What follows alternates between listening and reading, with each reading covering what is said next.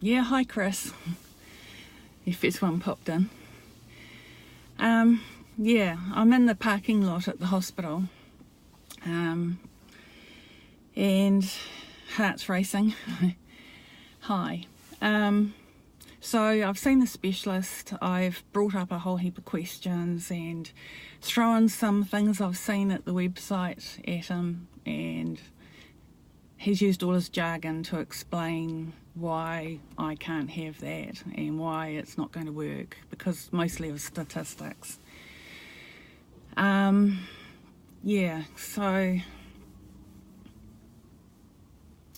this stage we're just going to go back to the Vidasa injections.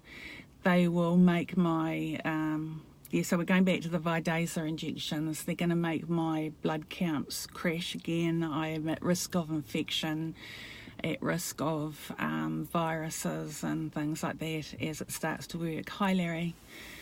And I guess he said I've got to take that. If I want to go on with chemo, I'm going to have to suffer the consequences of being at risk to infections and things. I could just not do anything. My bloods have come up a bit, but he's adamant that it wouldn't come up and make the leukemia go away. He said in our world that doesn't happen. So I said to him, well, there have been remissions, and he just sort of screwed his nose up. Anyway, so he's allowing me to have the vitamin C, the intravenous vitamin C, 5 days either side of the injections. He said it's not going to do anything but empty your pockets. I said, well, that's a matter of opinion too. I said at least it'll give me some energy and some quality of life.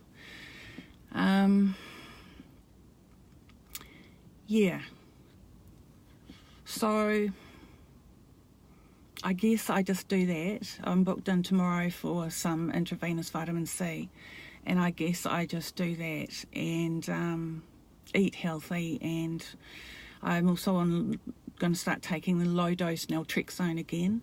Low-dose naltrexone is usually used in 50 milligram tablets for people withdrawing from alcohol and drugs, but low-dose naltrexone, they have found helps for a lot of things. Yeah, there's no good having another second opinion, because the specialist place that's private is actually the specialist that's at the hospital, and they'd all say the same thing. I've got 25% leukemia blasts in my bone marrow, and the doctor reckons that the injections are not going to fix that either.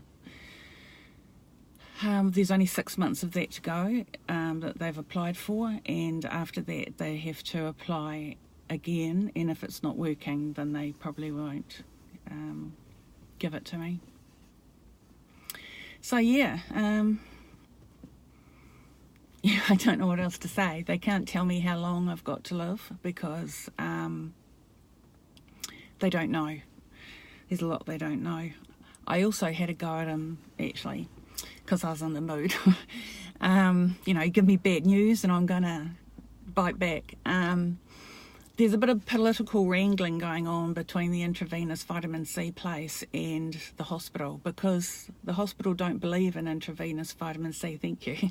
I don't feel it.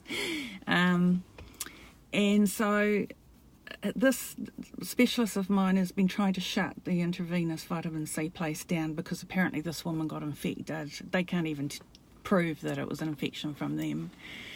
And so there's a lot of little political toing and froing going backwards and forwards, and the intravenous vitamin C people are being very, very careful with me, because he's my specialist. And he said, good, I'm glad about that. And I said, well, I don't want it to affect my health and my care. So anyway, I guess it's all good. They're all agreeing and they're on the same page, and thank you.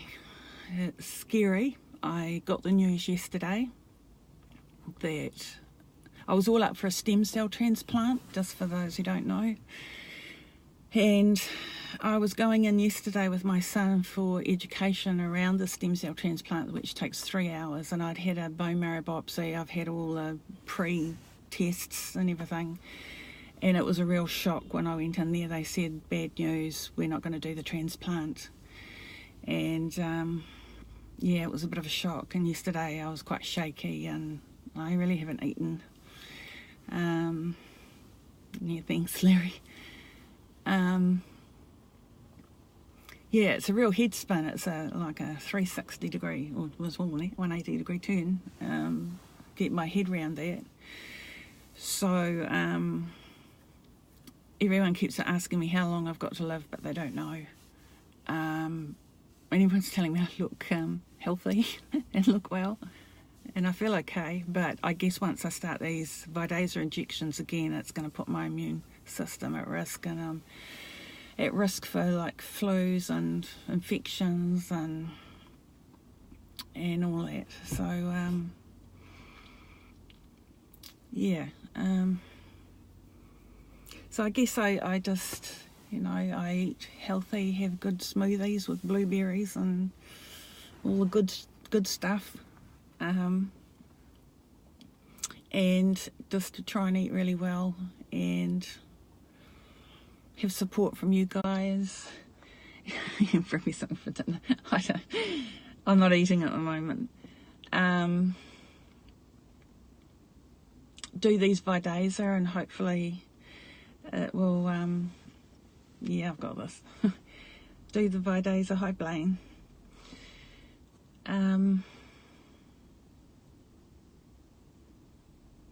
My bloods have come up a bit, and I did say to him if I don't do the Vidasa, my bloods might keep going up, but he's adamant that it won't. He's very negative. He's not very inspiring, but I don't really know what else to do, and that's the thing. You've got no control. You've got to be vulnerable. Just let things take their course, I guess. Lecture on eating. Look, I really have been doing quite well, and over the years I've learned what to have and what not to have. It's just I don't like the good stuff. I don't do nuts. Salmon makes me feel sick. I'm just confused about grains and bread, because they say it's good for you, the wholemeal stuff, but then they say it's not. Yeah,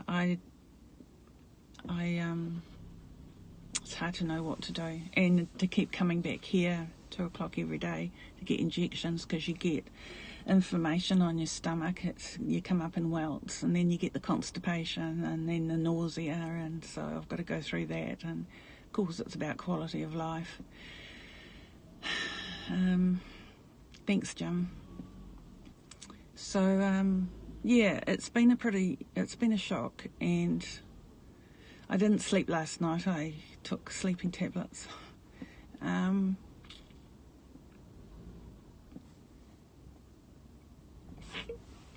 Yeah. It's really hard. You can only do your best.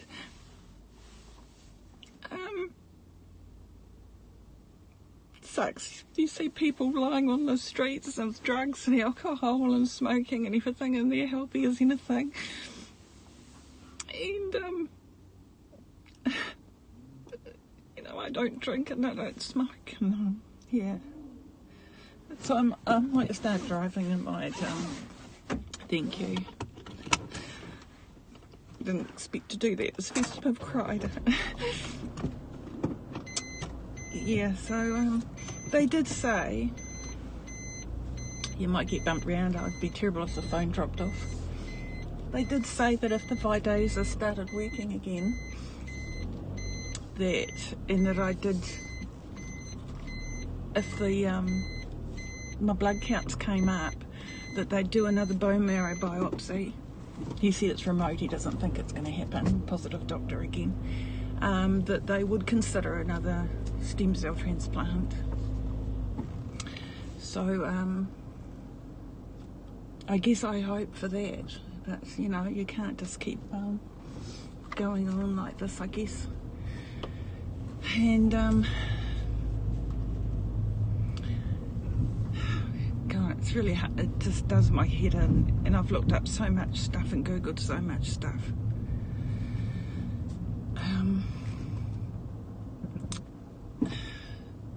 Yeah, it's a bit hard to share my story after I told everyone that I was going for a stem cell transplant. And I spent heaps of money on preempting everything, things that I would need and stuff, which I've just got a whole heap of stuff at home. I have a pharmacy at home. I have any vitamin you can think of, and God, if you need something for something, I've got it. Not through want of trying. At the moment I'm doing smoothies with soy milk,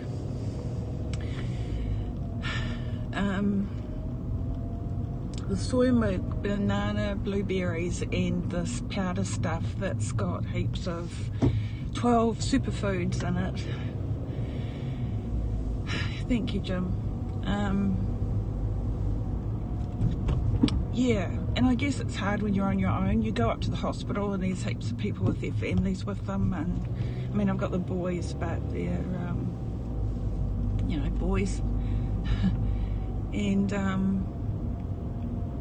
yeah, I guess my girlfriend's going away to Australia on the 1st of July for 3 months, who lives up here, Shelley, so she's not going to be around. I have got a girlfriend coming up from Napier on Wednesday night, and she's staying for 4 days. So yeah, and I don't know what I'm going to do, but anyway, I just feel like I need to do something. I'm that sort of person. I'm very practical and I need to do things. I've got some people coming in to clean the house for me because my son doesn't do anything and the place is a mess, and I'm just not in the mood and I need cleanliness. Thanks, Larry. So I've got some people coming in to clean the house for 3 hours on Thursday morning, so that'll be nice. I don't know what else to do, and that's the frustrating thing. You can't do anything. I mean, every second thing they say is bad to eat, so yeah, Larry, you're going to have to give me instructions on what to eat and what not to eat. Yeah, so those people who are just joining, I was going to go for a stem cell transplant, but they told me yesterday that they're not going to do it because the leukemia's come back 25% in my bone marrow, and that there's nothing much they can do for me anymore. They're going to, I've asked if I can have the Vidasa, which is injections in my stomach, but it's not a cure, it just holds it back, if that, because it can stop working. And I'm going to do intravenous vitamin C at another place, see if that helps. I did have the option of not doing the Vidasa injections and just going straight into vitamin C. They won't give me full dose vitamin C if I'm taking the Vidasa injections, but if I go off the Vidasa, they'll give me high dosed vitamin C. I'm fogging up. But I don't trust really the high dose vitamin C that would do anything. If anything, that would make me just probably give me a little bit of better quality life, but shorter life. And the thing is, I'm so efficient because I'm a social worker, or was, and I'm so darn efficient. I organised half-price mobile taxis. I organised disability parking. I organised a wig. I organised 2 weeks respite in Dove House Hospice after my stem cell transplant, and the whole lot's just all for nothing now. They don't realise, I said to him how much I'd spent and how hard it was, you know, that I've organised all this stuff. He just said, oh yeah, well, you know, these things happen. Yeah, so The other thing I was looking at was ozone therapy, but I can't find a place that does it that I'm happy with. There is a guy in Auckland that does it, but I went to him once before and he was a bit dodgy. I shouldn't say that because he's been going for a while, but he was injecting ozone straight from a tube into my arm, and I just didn't feel comfortable with that. And when he finished, he used a bit of sellotape and some tissue, and he never cleaned his hands, and he never walked at alcohol wipes. Well, and that's just unhygienic when my immune system's down. But there are sort of ozone chambers that you can go to. There's one down in Hamilton, but it only gives you ozone through the skin. I don't know how effective that is, and to be honest, I could spend a fortune for high dose vitamin C. That's $220 every time I go in. $125 I think it is for the immune support one. The hyperbaric oxygen chamber in Auckland is run by Waitemata District Health Board, and it's used for divers and other people that have had accidents, and they won't let people like me, and they don't use it for people like me even if you pay privately. They said no. Yeah, so the other thing is the low dose naltrexone. I don't know how effective that is. So if I go out, I'm going out fighting and trying my best. As I said, I don't know what else to do. I'm only 56 and it sucks. And I was telling Larry yesterday that my friend's auntie, she calls her auntie, is staying with her at the moment. And auntie is 100, and auntie's going to be 101 in 3 months, and auntie went out at 8:30 in the morning the other day and went to Sky City Casino and stayed there all day till 5:30. Yeah, and then she went out yesterday to at 8:30 in the morning to spend the day at Matakana. So I want auntie's stem cells. Her family is very good stock. She's got, her auntie's got a cousin who's 104. So I said to Shelley, who's, I think she's about 67, she'd better have heaps of money for her retirement. She's going to be living to a ripe old age. So yeah, that's me, guys. It's really, you know, I didn't know what to, better concentrate on the truth. After telling everyone I was having a stem cell transplant, I really didn't know what to say on Periscope. So I wasn't getting it.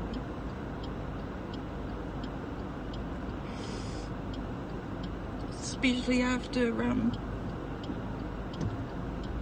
Blaine racked up so much support for me. It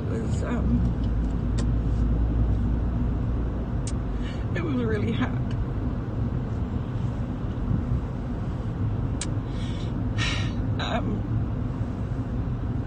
Yeah, just I enjoyed my holiday down in Queenstown. I'm glad I went, and it didn't feel like I was alone when I went, because you know, hi Philadelphia, because I felt like I had you guys with me from Periscope, and I didn't feel like I was alone. So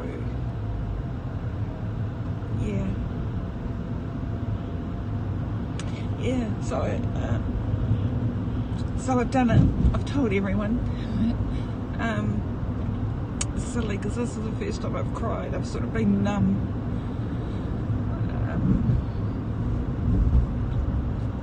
Yeah, it's really frustrating because I'm such a practical person. I want to do something and I don't know what to do. But there's nothing I can do. I just need to just wait now and see what happens.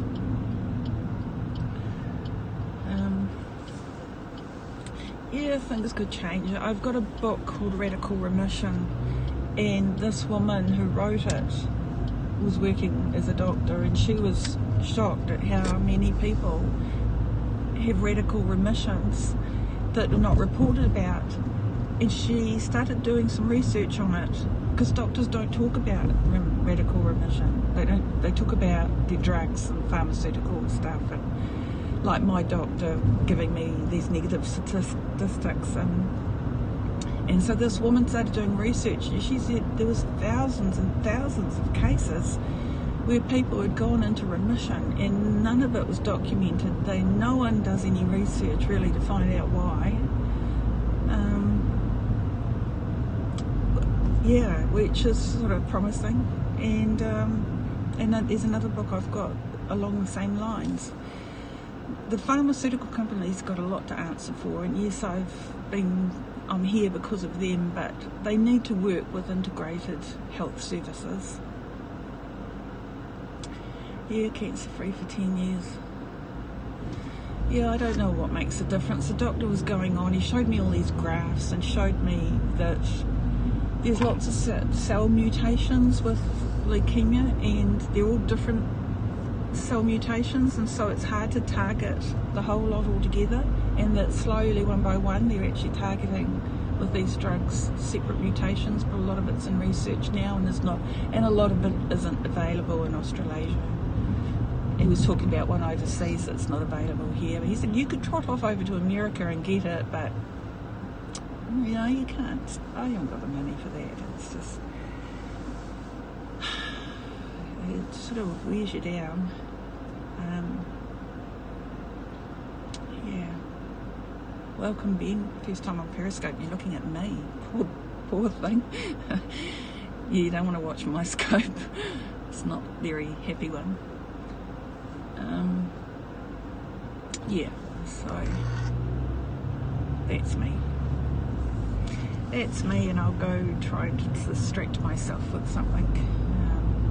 Do scopes, guys. Make them interesting. Distract me. I think that's what I need at the moment. Distraction. And with my girlfriend coming up on Wednesday, that will help. So I'm home. My son's out doing sound and lighting stuff at car retailers. And I'm glad I've done this scope because I was worried about it. I wasn't looking forward to it. Get a stiff drink of milk. Thank you. And I appreciate all the warm thoughts and prayers, and yeah, all of that. And yeah, especially Blaine, Larry and Chris. Yeah, I really appreciate it. Not really. You just get on with it, eh? So anyway, I shall say goodbye, and probably scope later for some reason. I don't know. Yeah, thanks, Chris. So I shall say goodbye if I can figure out how to turn it off. There it is. Bye.